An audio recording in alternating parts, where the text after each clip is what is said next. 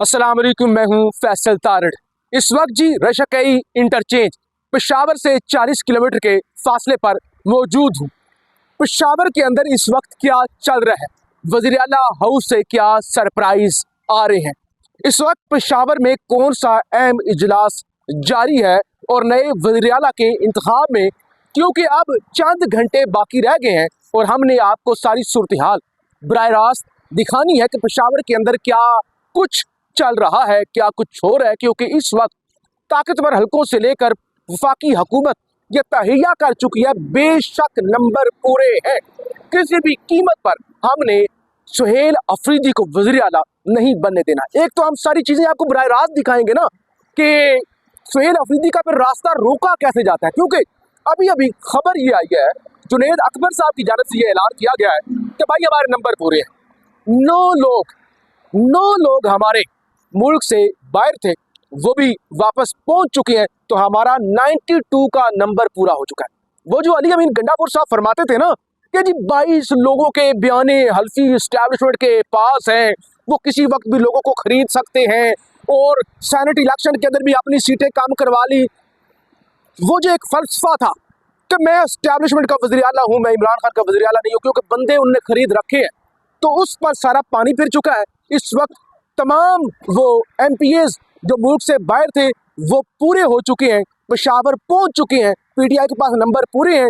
दिन को आपको रिपोर्ट किया था, ANP की क़यादत के साथ भी जुनेद अकबर साहब मिले हैं, अमीर मुकाम के साथ भी मिले हैं, तो चीज़ें बड़ी दिलचस्प हो चुकी हैं। इस हवाले से हमने बात करनी है, लेकिन जो मुरीद के अंदर सूरत हाल है उस हवाले से भी हमने बात करनी है। सूरत हाल बड़ी जिसे कहते हैं ना खतरनाक तरीन माजरत के साथ चीज़ें बड़ी खतरनाक हो चुकी हैं। आपसे गुजारिश है इस YouTube चैनल को ज़रूर सब्सक्राइब करें, वीडियो को लाइक करें, शेयर करें और अपनी राय का इजहार ज़रूर करें, क्योंकि इस वक्त हम रोड पर खड़े हुए हैं और पीछे ट्रैफिक की ज़्यादा आवाज़ें हैं, इसलिए ज़रा ऊंचा बोलना पड़ रहा है, तो अगर कोई खलल हो तो उसके लिए माजरत। देखिए जी, मैं आता हूँ पेशावर की तरफ। अभी जब मैं रिकॉर्डिंग कर रहा हूँ तो अब से 5 मिनट पहले एक प्रेस कॉन्फ्रेंस हुई है और ये प्रेस कॉन्फ्रेंस थी हाफिज साहद की मुरीद के अंदर। खबरें आ रही थी कि वो जी इजलास जो है वो जो एक उन्होंने शुरू किया हुआ है ना, क्या उसे कहते हैं, मार्च ख़त्म करने जा रहे हैं। लेकिन उन्होंने कहा कि नहीं, हम मार्च ख़त्म नहीं करेंगे, और साथ ही उन्होंने कॉल दे दी कि पूरा मुल्क निकले, फौरी तौर पे पूरा मुल्क निकले, सड़कों पर निकले, पंजाब निकले। और इस वक्त पूरा मुल्क बंद है। हम इस्लामाबाद से निकल के आ रहे हैं। इस्लामाबाद के अंदर क्या, यानी इस्लामाबाद का रेड जोन क्या, इस्लामाबाद का जो है वो आप जैसे कह सकते हैं कि श्रीनगर हाईवे क्या, 26 नंबर क्या मोटरवे। और इवन खबर आपको दे दूं, जब हम मोटरवे क्रॉस कर रहे थे वहां पे हमें कुछ 7 से 8 बख्तरबंद गाड़ियां नजर आई, इस्लामाबाद पुलिस की भारी नफरी नजर आई। तो उसके बाद अभी खबर आ चुकी है कि 500 से जायद पुलिस एहलकार इस्लामाबाद पुलिस के लाहौर के लिए रवाना हो चुके हैं। 8 बख्तरबंद गाड़ियां भी रवाना हो चुकी हैं। अब ये मार्च जो कि बड़ा खूनी मार्च हो चुका है, और मसला क्या है? मसला ये है कि अगरचे पंजाब हुकूमत जो जुल्म और बर्बरियत कर रही है, मरियम नवाज की हुकूमत बता रही है ना कि वो जालिम है, मरियम नवाज की हुकूमत ये साबित कर रही है कि वो माँ नहीं है, वो माँ नहीं है, मैं ऐसे नहीं करती, माँ अपने बच्चों पर गोलियां नहीं चलाती, ये तो डाइन भी ऐसा नहीं करती। लेकिन जो जुल्म हो रहा है वो अपनी तरफ। लेकिन हकीकत यह है कि हाफिज साहब की भी बात हो चुकी है। हाफिज साहब 24 घंटों से मुरीद के में बैठे हुए हैं। और अभी हाफिज साहब की जो प्रेस कॉन्फ्रेंस थी ना, बाजार कमजोर थी। उन्होंने कहा देखो हम तो 24 घंटों से बैठे हुए हैं, हमसे कोई सीरियस बात करने के लिए नहीं आ रहा। अच्छा, अगर आपने बात करने के लिए बैठना तो 24 घंटे खुद बैठ के कहना था हम 24 घंटों से बैठे हुए, आओ हमारे साथ बात करो, हमें फेस सेविंग दो। तो हाफिज साहब जरूरत क्या थी माओ के बच्चे मरवाने की? क्या था बच्चे मरवा के? हो सकता है कुछ देखने वाले मुझ पर तनकीद करें कि ये आप क्या बात कर रहे हैं, लेकिन सर ये हकीकत है। अभी जो प्रेस कॉन्फ्रेंस हुई है उसके अंदर हाफिज साहब की जो गुफ्तगू थी उसके अंदर वो कह रहे थे वो हम तो बैठे हुए हैं, हम तो कुर्बानी देंगे मजलूमों के साथ।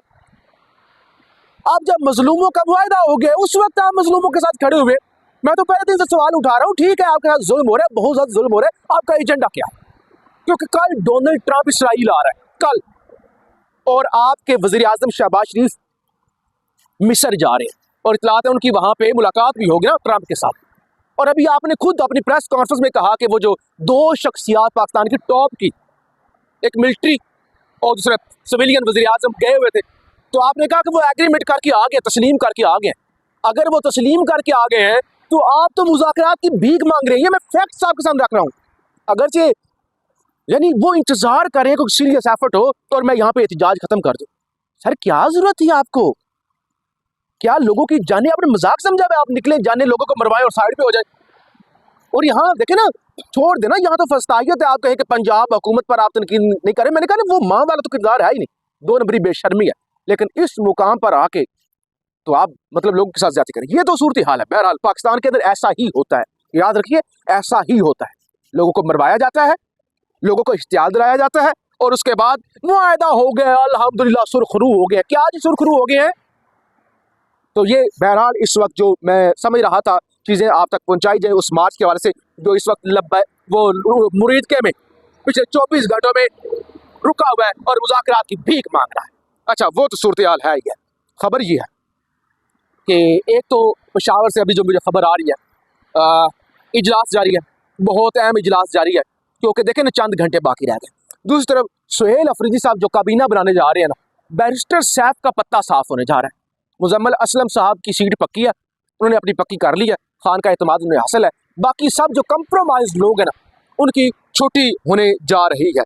अच्छा, इसके अलावा आज इस्लामाबाद में भी एक तहरीक तहफ़्फ़ुज़ आईन पाकिस्तान का इजलास हुआ है और उसका अलामिया भी मेरे सामने आ चुका है, जिसके अंदर कहा गया है तहरीक तहफ़्फ़ुज़ आईन पाकिस्तान हमसाया मुल्क अफगानिस्तान के साथ अचानक उभरने वाली सूरत हाल पर बरादर मुल्क सऊदी अरब के मौक़िफ़ की हमायत करती है और ये समझती है कि दोनों ममालिक के दरमियान मामलात गुफ्तगू से हल होने चाहिए। तहरीक तहफ़्फ़ुज़ आईन पाकिस्तान सूबा खैबर पख्तूनख्वा में इंतकाल इक़्तिदार के जारी आइनी और कानूनी अमल में वफाकी हुकूमत और वफाकी वज़रा की जानिब से मुदाखलत और रुकावटें खड़ी करने के बयानात की पुरज़ोर मज़म्मत करती है। वज़ीर आला पंजाब नए वज़ीर आला का इंतखाब तहरीक इंसाफ का आइनी और जमहूरी हक है और वफाकी हुकूमत से मुतालबा, यानी उन्होंने खड़े हो गए ना। और ये लंबी चौड़ी की आदत थी मेरे पास, यहाँ पे दर्जनों नाम अगर मैं आपको गिनवाना शुरू कर दूँ, सारी तहरीक तहफ़्फ़ुज़ आईन पाकिस्तान की सीनियर क़यादत बैठी है और ये फैसला किया गया है। बहरहाल सूरत हाल बड़ी दिलचस्प है, हम आपको पेशावर से भी रिपोर्ट करेंगे। मेरे साथ सहाफ़ी ज़ीशान नूर साहब मौजूद हैं यहाँ पे, हमारी लंबी चौड़ी यहाँ पे सारे साफ तकरीबन तमाम जो हमारे दोस्त इस्लामाबाद से यहाँ पर मौजूद है, पूरी टीम मौजूद है और हमारी कोशिश यही है कि आपको अपडेट किया जाए। जरा ज़ीशान आए जरा। जी बिल्कुल फैसल साहब, इस वक्त हम पेशावर की तरफ रवाना है। आपने बता दिया नाज़रीन को, सुबह एक बड़ा फैसला होने जा रहा है। नए वज़ीर आला KPK सुहेल अफरीदी को मुंतखब करवाने के तमाम वो हरबे जो इस वक्त की वफाकी हुकूमत ने और जो गैर सियासी कुव्वतें हैं जो उन्होंने प्लान तैयार किए हुए थे, वो शायद सुबह चकनाचूर होने जा रहे हैं। क्योंकि जुनेद अकबर खान ने ये दावा किया है कि उनके 92 MPs 92 के 92 MPs इस वक्त पेशावर के अंदर मौजूद हैं। 9 MPs मुल्क से बाहर थे, वो वापस आ चुके हैं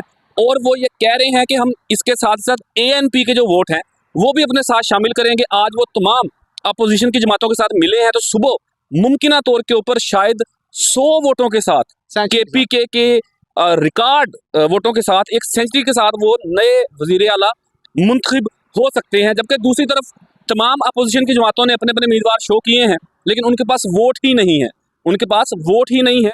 आज की रात तमाम ताकतवर लोग सर जोड़कर बैठेंगे और कुछ प्लान तैयार करने की कोशिश करेंगे, लेकिन तो होगा, ऐसा नहीं हो सकता, कुछ नहीं होगा। क्योंकि एक जुमले में बता दें, अभी जो हाफिज साहब की आपने मेरे साथ बैठ के प्रेस कॉन्फ्रेंस सुनी है, उससे तासुर आपको क्या मिला, अगर उनके साथ जुल्म हो रहा है? बिल्कुल, मामला ये है ना कि हाफिज साहब इस वक्त थक चुके हैं। वो जिस तरीके से उन्हें निकलने नहीं दिया गया, फिर वो निकले, यूज ऑफ फोर्स किया गया, उनके 30 से जायद कारकुनान शहीद हुए, 100 से जायद जख्मी हुए। उसके बाद अब वो थक गए हैं, हुकूमत भी थक गई है, फोर्स भी थक गई है।